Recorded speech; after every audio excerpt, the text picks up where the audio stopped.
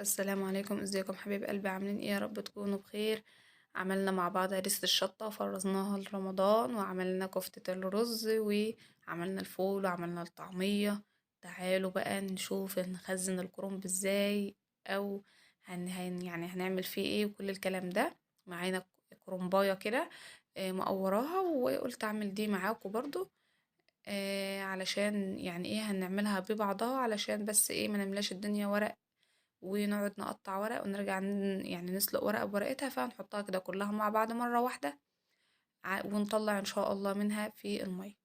فيديو سهل وسريع كده وبسيط، ومش هياخد منك اي وقت ولا مجهود. وان شاء الله هنقطع مع بعض الكرنب وهنفرزه او هنشيله في الاكياس بطريقة ولا اسهل من كده. معايا بقى كده حلة على النار، هحط فيها ملح وهحط فيها سكر وهحط فيها كمون. التلات حاجات دول معتمدهم في سلق الكرنب وفي سلق الكرنبيط، وهنعمل ان شاء الله برضو مع بعض في الفيديو ده الكرنبيط، واقولك ازاي ايه تفرزيه او تعينيه في الفريزر. برضو هيطلع معاكي حلو قوي. تمام. هبدأ بقى ان انا احط الملح الاول، وبعدين حطيت الكمون، وبعد كده هبدأ ان انا احط السكر. طبعا الكمون علشان ريحة الكرنب والغازات وكل الكلام ده، والملح طبعا علشان الحياء، والسكر بيديله تسكيرة طبعا، وبيديله كده شكل حلو. فطبعا ما نستغناش عن الثلاث حاجات او الثلاث اضافات دول. ولكن انتي لو ما بتحبيش تحطي في سلق الكرنب مثلا سكر، ما براحتك ما تحطيش. او بس انتي لو جربت الثلاث حاجات دول هتلاقي كده تاخدي ان شاء الله ورقاية طعمها في منتهى الجمال. هبدأ بقى ان انا اقلب كده سنة بسيطة. بالمقصوصة طبعا، احنا في السلق الكرنبيط مش محتاجين الا مقصوصة حلوة كده، علشان ايه؟ تساعد او تشيل معانا كده في الكرنبيط في الكرنب بتاعنا، او شو نشوف هنعمل فيه ايه. هبدأ بقى، طبعا المية سخنت، هبدأ ان انا انزل بالكرنباية بتاعتي على الحتة اللي انا قطعاها الاول. يعني هنزل بالحتة اللي انا قطعاها الاول. تمام. مش هنزل من تحت، هنزل الاول. ليه بقى؟ علشان الحتة دي تفك من، يعني الورق يفك من على مكان الراس كده، يفك كله ويسيب. وبعد كده هبدأ ان انا ايه، اخلي الورقة نفسها بقى تاخد السلقة، او تاخد الحياء المظبوط بتاعها، التسوية المظبوطة بتاعتها. وبعد كده ابدأ ان انا اشيل منه ورقة بورقة.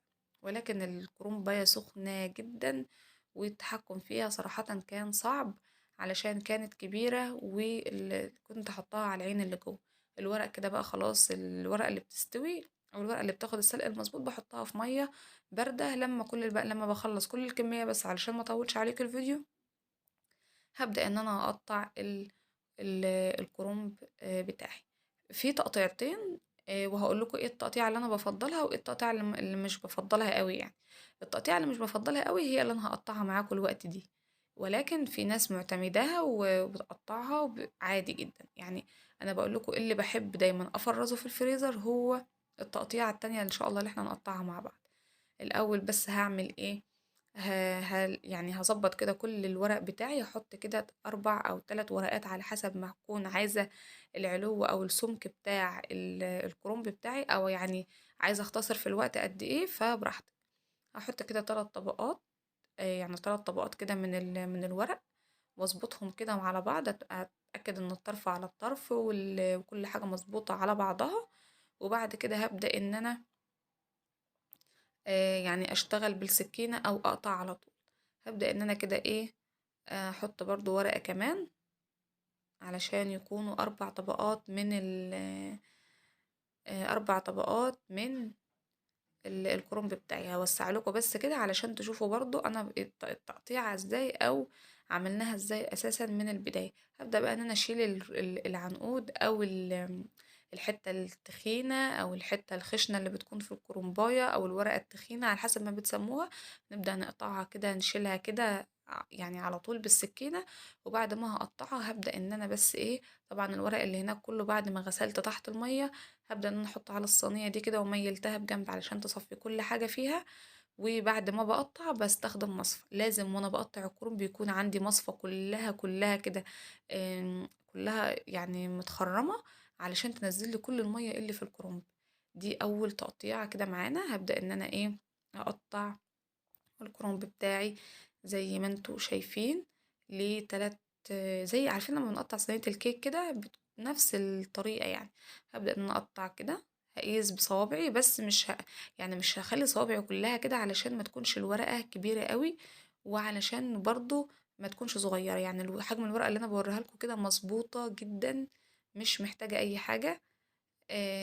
زي ما انتم شايفين المربعات هي دي كلها كده مربعات الورق بتاع ال الكرومب بتاعي. دي كده كلها مربعات على بعضها، هبدأ ان انا اشيلها. ودي الطريقة ما بفضلهاش في التفريز الكرومب يعني. تمام. هبدأ بقى ان انا ايه اقطع باقي يعني باقي الكمية بتاعتي كده. هبدأ ان انا افصل الورق عن بعضه، وابدأ ان انا ايه اقطع كده مكعبات على قد ما هحشي معانا يعني على قد الورقة ما يعني ما الحجم المناسب بتاعي في الحشو. تمام. زي ما انتم شايفين اهيت كده مربعات كده صغيرة. وطبعا الورقة حجمها مناسب جدا للمحشية او للتقطيع. هسيب دي بقى كده على جنب، وهكمل بقية طبعا بقية التقطيع. طبعا الورقة دي كبيرة، ما ينفعش ابدا تكون ورقة واحدة، فيها هتكون ورقتين، وهتكون ورقتين مظبوطين جدا. فالناحية بره بيكون على تلات مربعات، واللي في النص بيكون على 4 مربعات، والأخير برضو نفس النظام. علشان الورقة طبعا بتكون في تنيتها بتكون زي الفراشة كده، بتكون الورقة في آخرها كبيرة حبتين. هبدأ بقى أشيل برضو اللي أنا بشيلها دي يعني تخينة تخينة كده كده بتتقطع. تمام. هبدأ بقى ان انا اشيل الورق بتاعي كده. هبدأ ان انا اقطعه زي ما انتوا شايفين، وهبدأ ان انا ايه احطه كده على بعضه وابدأ ان انا اعينه في الاكياس كده عادي، او في الاطباق عادي جدا. تمام. هبدأ بقى ان انا اوريكم التقطيعة التانية، وهي التقطيعة بالنسبة لي المفضلة، واللي ما بحس يعني ان هي بتحافظ لي على الورق. بصراحة بتحافظ لي على الورق جامد يعني. هبدأ ان انا ايه اشيل عادي كده زي ما امهاتنا بتعمل، زي ما احنا متعودين. هبدأ اشيل الايه الحتة التخينة اللي في النص، وهبدأ يعني اظبط الورقة كده على بعضها على البلانش، وابدأ الفها زي الرول او سندوتش كده زي ما انتوا شايفين. بعد ما هلفها كده على طول على طول حوالين داير، هبدأ بقى ان انا اخدها طويلة كده على طولها وبالسكينة كده، وهبدأ اشيل الحرف الصغير خالص اللي انا بشيله. هبدأ ان انا اقطع كده. أيوًا كده بس. الطريقة دي بقى بالنسبة لي يعني أحلى بكتير، بكتير، بكتير من أي طريقة تانية. بتحافظ لي على الورق ما شاء الله، وباطلّع منه طبعًا دي طبقة تانية يعني ده طبقتين كده، وبالفه بقى سندوتشات كده. لأ بيريحني، وباحس إن أنا بصراحة محافظة على الورق بقى، مش ورقة بورقتها. ممكن الورقة تتهري في الفريزر، ممكن آجي أنا أقطّعها. يعني ممكن انا طلعتها من الفريزر مثلا وهاجي احشي اهوت، وبشيل كده ورقه مثلا اتقطعت مني، مربع اتقطع مني، فيبقى انا كده خسرت ورقه.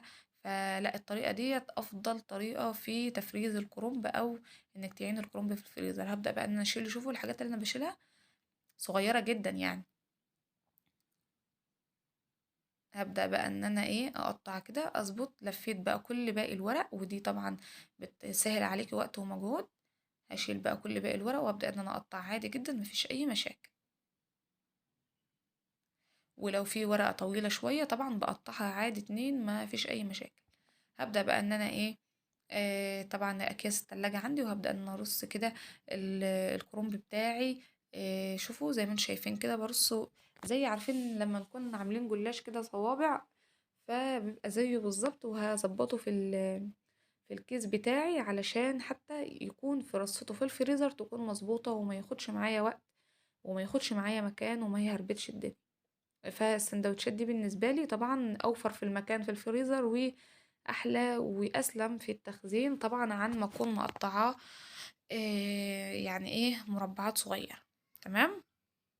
ولكن الطريقة طبعا اللي تريحكم في التقطيع تقدروا تشتغلوا بيها، انما طريقة السلق هي مفيش فيها اي يعني مفيش فيها اي كلام. هي دي طريقة السلق اللي انا معتمداها، ودايما بتديني نتيجة مظبوطة في سلق الكرنب والقرنبيط بصفة عامة. تمام. هبدأ بقى ان انا ارص كده باقي الكرنب بتاعي زي ما انتوا شايفين.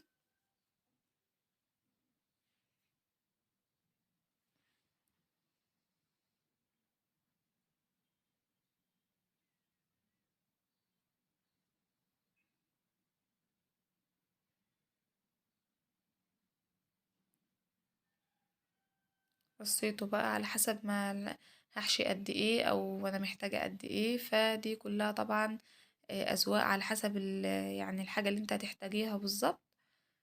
تقدري طبعا تحطي في الاكياس، تحطي كتير بقى تحطي قليل، اللي انت شايفاه طبعا واللي انت شايفاه مناسب ليكي تقدري طبعا تشتغلي بيه او تعتمديه عادي، مفيش اي مشاكل. تعالوا بقى نشوف مع بعض سلقنا القرنبيط ازاي، وهنفرزه ان شاء الله برضو مع بعض ازاي بطريقة سهلة برضو جدا وبسيطة. ونقول نفس طريقة السلق بتاع الكرنب. معايا حلة على النار فيها مية طبعا بتغلي، مع المية دي هحط ملح وهحط كمون. حطيت الكمون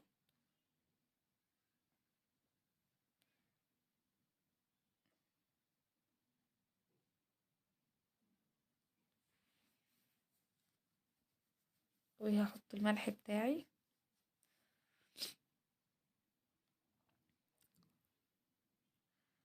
وهبدأ ان انا اقطع القرنبيطاية بتاعتي لثمرات صغيرة، علشان طبعا تتسلق معانا كده. وهننزل بالحتة، مش هننزل بالظهر بتاع القرنبيط يعني، هننزل بيه العنقود اللي هو التخين شوية ده علشان بس ما يتهريش في السلق. وطبعا هوريكم شكل القرنبيطاية اللي انا مستخدماها.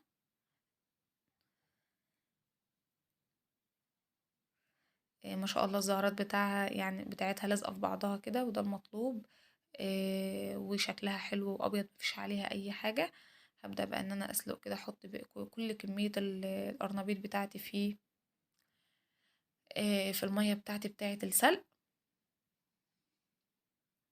اقطعها كده لثمرات صغيرة، علشان طبعا كل ما تكون القرنبيط ثمراته صغيرة وتعملي له طبقة كريسبي كده، او تعمليه تحطيه في صينية زي ما عملناه، او تعمليه بقى بتعمل مليون حاجة وحاجة يا جماعة، مش حاجة واحدة بس. فتكون الثمرات صغيرة طبعا أحسن ما تكون كبير. هبدأ بقى إن أنا أحط كل القطع اللي أنا قطعتها أو كل الحاجات اللي أنا قطعتها في المية، وهبدأ بقى أسيبه ياخد مدة السلق بتاعته. طبعا مش هنسلقه قوي لأن احنا هنعمله هنفرزه في الفريزر، فعلشان ما يتهريش مننا. صينية كده، وهبدأ ان انا احط فيها باقي القرنبيط بتاعي يبرد. مش هعرضه ان انا احطه تحت المية، هسيبه بس يبرد. ولكن انت لو عايزة تحطيه تحت المية تمام، بس انا هسيبه يبرد كده براحته خالص يعني. شغلت له المروحة علشان بس برضو طول ما هو بيبرد ما ياخدش يعني ما يزيدش فيه عمليات التسوية.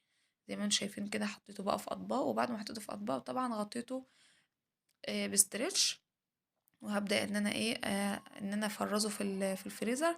يعني احط كده كل طبق منفرد عن التاني لما لما التلج يعني لما كله يتجمد كده، علشان ابدأ ان انا ارصه على بعضه. يعني ما يتهريش او ما يهريش بعضه في وهو كده لسه. فهحاول ان انا اجمده، وبعد كده ابدأ ان انا ارصه على بعضه ادام الاطباق كلها قد بعضها في المقاس، ومش هتاخد معانا وقت. ابدا بقى ان انا الف كده حوالين داير بيه، نحاول يعني نظبط يا جماعه التغطيه المناسبه لاي خضار احنا بنفرزه في الفريزر. اولا علشان ما يكرفش اي حاجه من الفريزر، وثانيا علشان نكون محافظين ان هو مش داخله هوا اصلا، والحاجه متظبطه كويس جدا. فضروري نراعي الحاجه دي عشان ما نفرزش وخلاص والحاجه تكون مثلا مفتوحه او داخل لها تلج او كل الكلام ده. فما ينفعش نحط الحاجة مظبوطة علشان نكون مفرزين الحاجة واحنا مطمنين وعارفين ان مفيش ان شاء الله اي حاجة هتحصل. يا رب بقى يكون الفيديو عجبكم، ما تنسوش تعملوا لايك واشتراك في القناة. والسلام عليكم.